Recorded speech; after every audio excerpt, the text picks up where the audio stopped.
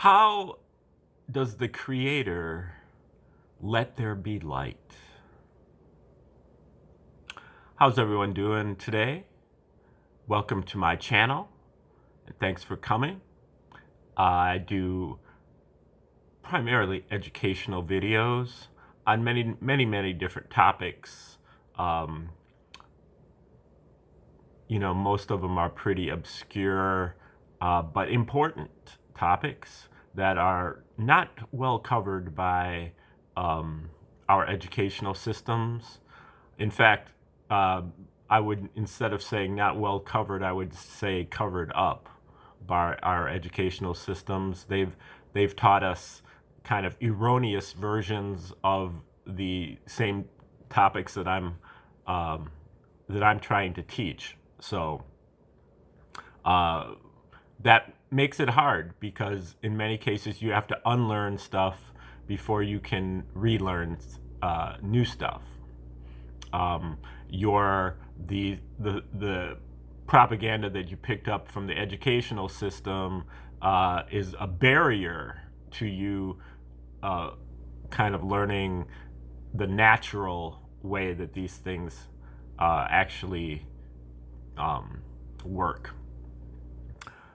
So I cover subjects from math and geometry, meditation, fitness and nutrition, and physics and chemistry, and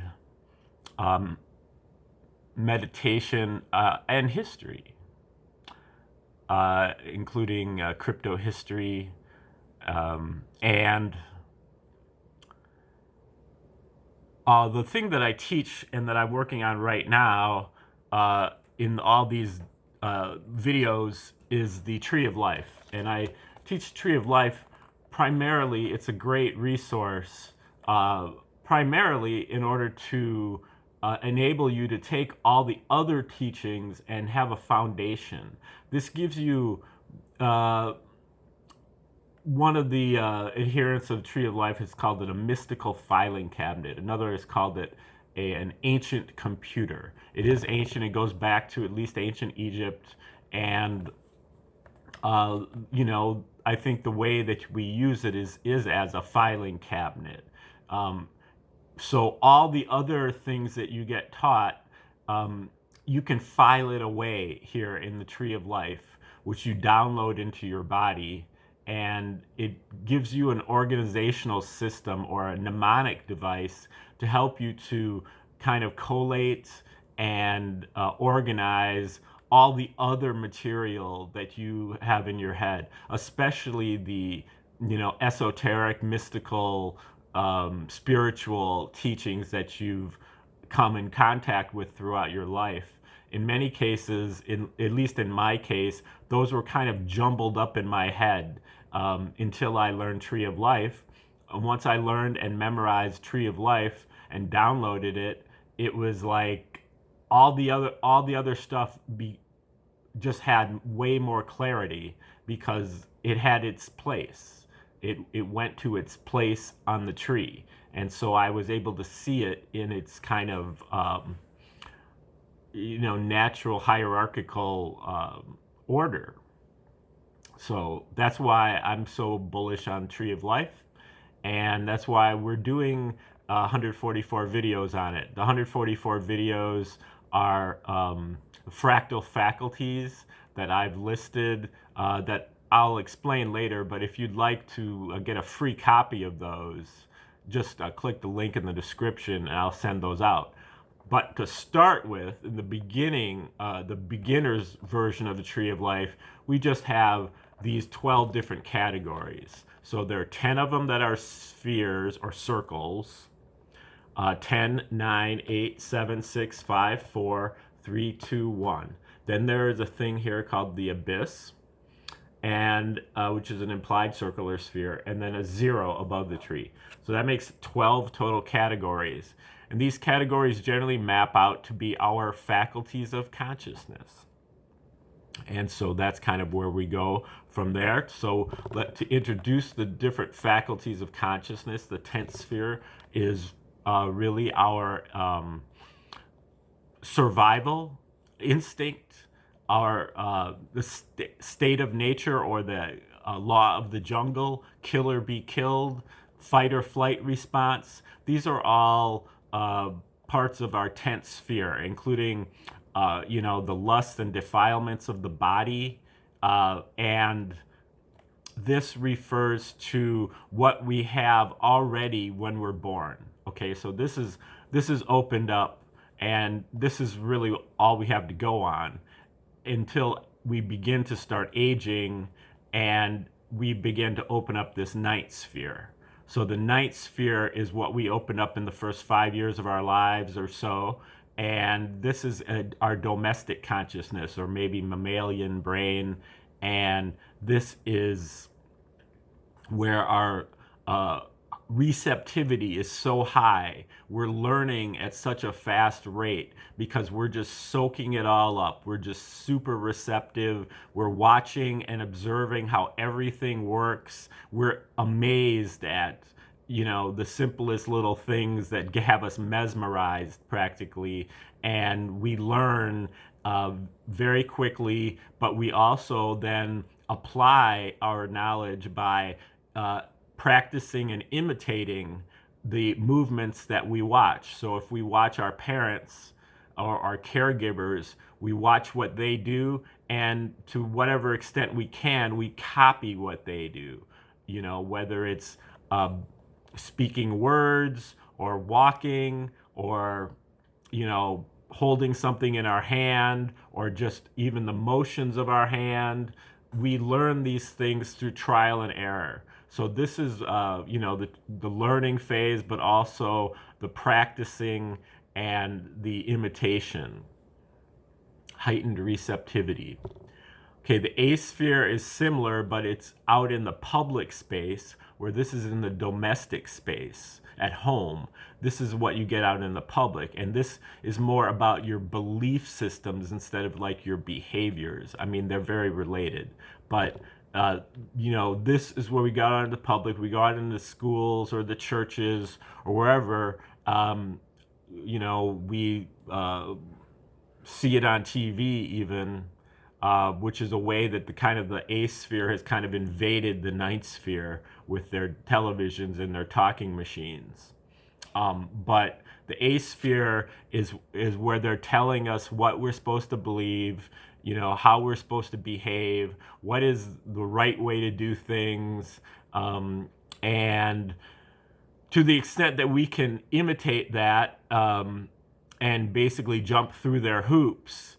That gives us the path to what you call success here at the asphere, because I guess you call it an illusory form of success, where it's because the asphere controls all of the resources, all the establishment, all the institutions are in the asphere. So in order to kind of be able to be comfortable in this life, you have to do some level of appeasing of the asphere. You have to be able to be accepted in the asphere at some kind of level. And so, a lot of people just buy into it hook, line, and sinker. But the thing is that the asphere is an illusion. It's a trickster. And so, the belief systems that it espouses are not necessarily true. They could be half true. They could be total misinformation, partial information, limited hangouts, all kinds of different variations of the truth. But most likely, they're not completely true. And so there's something there that remains. Once you assimilate yourself into the asphere, there's always something gnawing at you like, that's not quite right. There's something wrong with this. And you slough that off. Those voices of criticism, of smelling a rat, you rationalize those away. You're just like, oh, I must be going crazy, because everybody else believes it. So this is where the consensus worldview takes control, and we buy into it. Now, once we move over to the seventh sphere, we begin to start acting upon those little voices in our head that are saying something's not right here. And so the eighth sphere is really like the real world, but the seventh sphere is the imaginary world. And as we move over to the seventh sphere, we begin to imagine something better. Like, it doesn't have to be this way, you know, it could be this way. And you use your imaginative faculty, also your inspirations and your intuitions and your creativity and your pleasure principle, and you try to come up with better alternatives than what the eighth sphere offers, whether that's broad or narrow, you know, whether it's a specific item or whether it's, you know, the whole paradigm. You're coming up with alternatives, and it could be a song or a poem or an invention, or you know, it could be a book, some kind of creative offering that, you know, talks about better alternatives to what's offered by the eighth sphere. And as if you want to really develop those ideas and put them into your life, then you use your inspiration and you begin to move up on this path, and you move up toward the sixth sphere. And the sixth sphere is really our free will faculty. Free will boils down to our ability to pay attention and our ability to make decisions. But the paying attention, generally, you know, we're doing it already, but the sixth sphere is basically closed to us. We're at the bottom of the sixth sphere, and we're paying attention down the tree. You know, our attention is directed here at 8, 9, and 10, because this is our comfort zone. This is what we grew up with.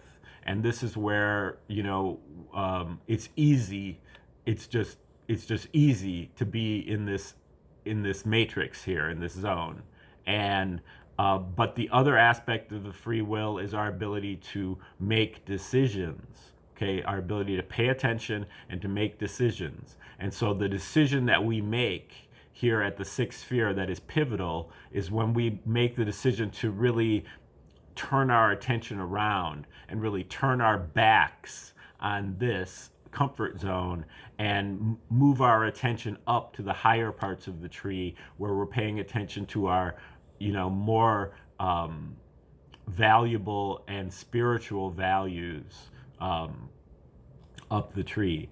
And this takes a great deal of courage, because these are relatively unknown. So we're kind of looking at the unknown, and that's what brings out fear, is by is the unknown. But the unknown can become known through various processes, and that's where we start out with the fifth sphere. Once we turn our attention around, we can direct our attention to the fifth sphere. And the fifth sphere is our sense of justice, which is otherwise known as karma, or the law of karma. As you sow, so shall you reap. For every action, there's an equal and opposite reaction. What comes around goes around. And we begin to act, and we get immediate feedback on our actions from our karma. You know, so what we put in is what we get back to us. And karma is really calibrated based on violence and violation and waste. And so if our actions are wasteful, then we get wasteful responses in return. And through this process of paying attention to our karma, we can clean up our behavior, because we can recognize that the feedback we're getting is not up to par, and that we can improve the feedback we're getting by improving the, you know, input that we're making. So if we improve our behavior and make it less violent and less wasteful, then, you know, our karma will be cleaned up too. And so the fifth sphere really serves as a teacher for us, if we allow it to, if we pay attention. And, you know, we can clean up our actions and clean up our karma.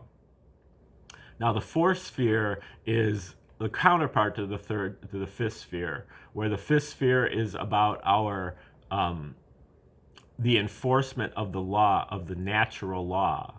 The fourth sphere is about the articulation of that law. And that law is articulated in holy books, cosmologies, and theories of everything, grand unified theories that try to talk about everything in the universe, how everything fits together, where it came from, who is God, who are we, what are we doing here, what is the purpose, and all these things, have taken generations and civilizations to put together. And so some of the cosmologies are better than others. It's best to kind of know as many of them as you can, so that you can compare and contrast, and that you can see which makes the most sense. The ones that are the best cosmologies are the ones that need to be revised the least often. There is a natural law and it is eternal, but our understanding of that law needs to be constantly updated according to whatever new findings that come across. And but the point is that this law is determined by observation, investigation, experimentation, experience, whereas this law, this fake law, is determined by decree. They just tell you what it is. But here they're offering reasons and data to back up the assertions about the natural law. This fourth sphere also corresponds to universal love and universal language. So it's a universals sphere. Now, the abyss is about our magnetic faculties in particular, but it's about our psychic powers, our ability to tune into, recognize omens, and our ability to act upon those omens. And then in its higher manifestations, we end up also gaining a lot of very powerful psychic powers, such as teleportation and clairvoyance. And these things are dangerous because they can distract us on our path. The powers that we get are teleportation, for example, is an incredible thing to be able to move yourself and your whole body from one place to another place, without any type of, locomotion or anything like that, without any kind of transportation. But it is not, and so we end up getting kind of obsessed by these powers, but that's not what the path is. They're just byproducts of the path. So the abyss can catch a lot of people with that, and maybe that's why they call it the abyss. Then above the abyss, we have our divine faculties, 3, 2, and 1. And 3 is omnipotence, all-powerful. 2 is omniscience, all-knowing, or wisdom, ability to solve problems. And 1 is omnipresence, all present, all at once, eternally, everywhere, everything. And we tap into this through sound. We tap into this through vision, inner vision. And this is really inner sound. And then we tap into this through stillness, which enables us to reach our deepest center, our core, where there is a divine spark, and we can recognize that that divine spark within us is the same as the divine spark within everything else. And so we're equal to everything else that way, and it's unifying. And then the zero sphere, which we'll be discussing today, is above the tree, and it is not part of the universe. It is kind of like the part of the creator that is not in the universe. So we only have really indirect effects from the zero sphere. It is a mystery, it is a nothingness, but we have some indirect, we can see these things indirectly, but it really is the part of the universe that the creator reserves for itself. So it's part of the creator, but not really part of the universe. Now for my 144 fractal model, what I've done is I've taken that whole tree, that basic beginner's version of the tree, and I've boiled it down, shrunk it down, and applied it to each one of the spheres of the tree.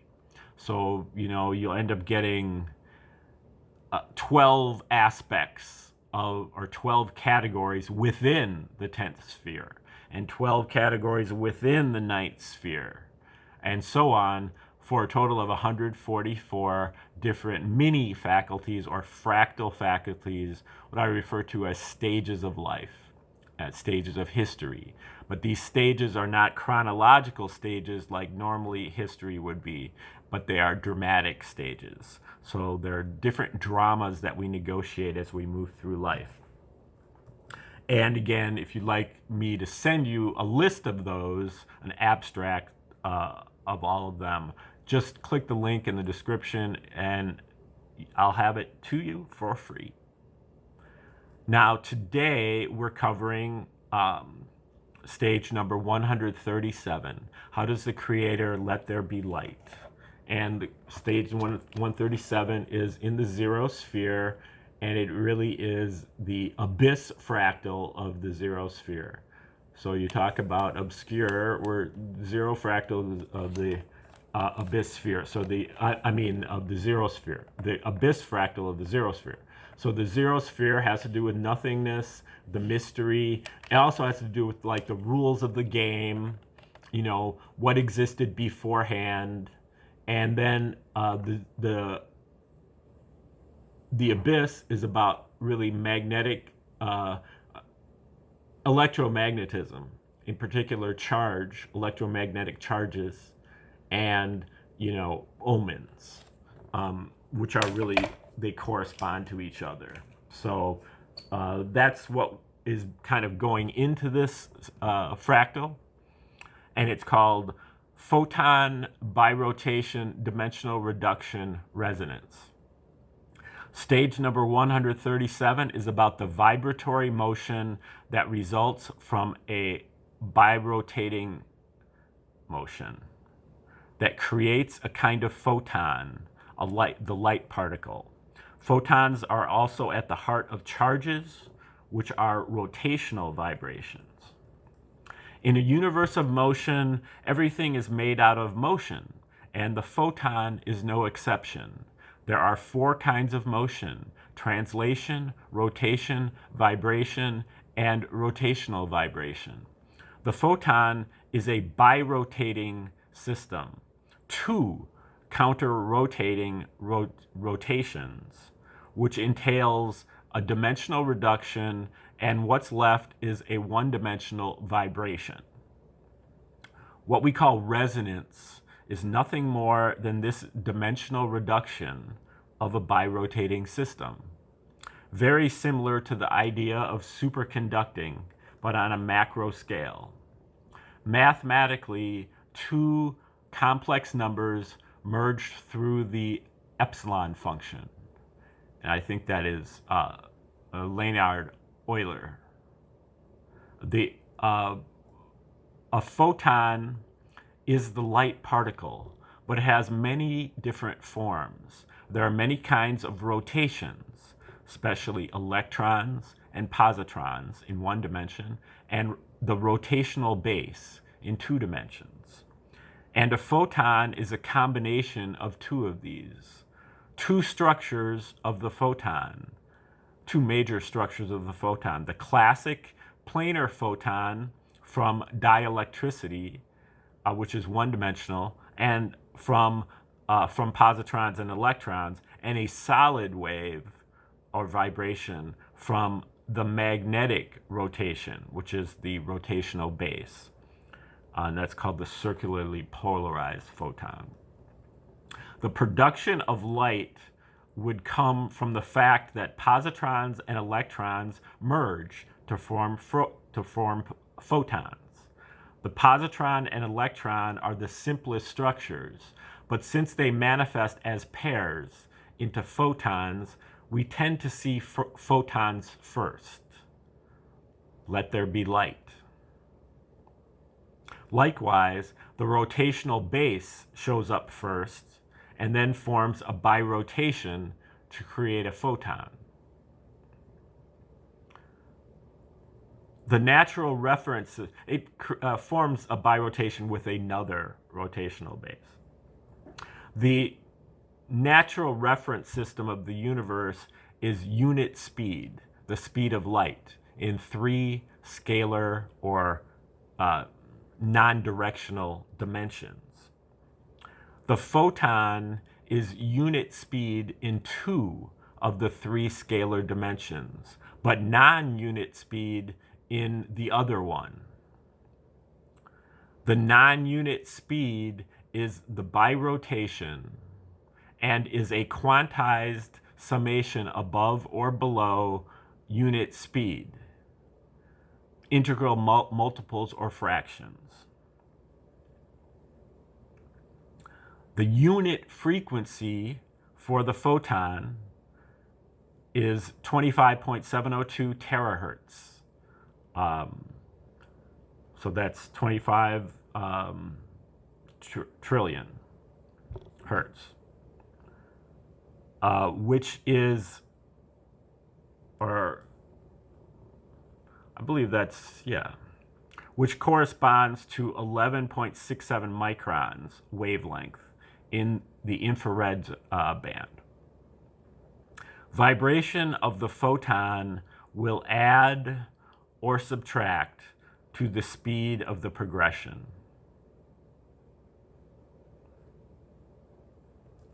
Photons are not only the source of light, but also the source of charge and the source of atomic structure, E equals mc squared. Depending upon the type of light wave, whether longitudinal, transverse, or circular, we sense longitudinal photons or waves instantaneously as a pulse. This is a temporal or time adjacency of the 2 rotations.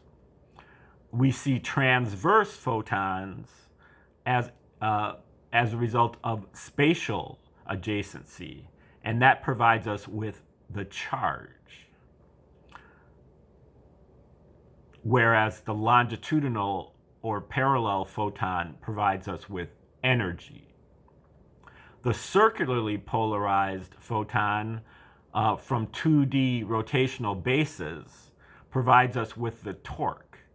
And the circularly polarized photon possesses torque, and so it's constantly changing absolute or natural locations. So they can intersect with each other, and then the 2 photon motions, 2 photons can intersect. And when they do, they merge, and that creates atomic structure. The light we normally see is plane polarized, not circularly polarized, because it's been bouncing off of stuff in in our solar system or in the Earth's atmosphere. But out in space, where there is nothing to bounce off of, light will take its natural state, which is circularly polarized. The photon looks like a double bubble, or otherwise known as a Cassini oval. Okay, that is number 137, photon birotation, dimensional reduction, and resonance. And that is the fractal, the abyss fractal within the zero sphere. Difficult for all of us, but those are part of the rules of the game in the zero sphere. And Thanks for sticking around for the whole video. Hit the like button, and you can share and subscribe the video. Subscribe to the channel, share the video. You can click the link in the description if you'd like that list of the 144 fractal faculties. You can also donate via Venmo or Cash App, listed in the description. And keep in mind that I put out one of these videos every day, and each one represents a different one of the 144 fractal faculties. And so you can keep score at home with that list, and you can check me out every day. You know, I kind of go through the same thing every day at the beginning of the video, and then at the end we deal with the one of the 144.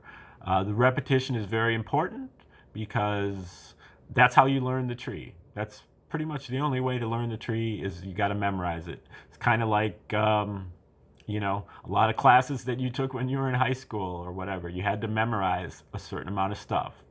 And it's not any harder than any of those classes that you took in high school, but you're probably, you know, a little bit off your game as far as you've been out of high school for a while, and you know, but you got to kind of get back into that mode to be able to really pick up the tree and to be able to really run with it. So that's my advice, and stay tuned for more videos coming up from me starting tomorrow. Have a great day.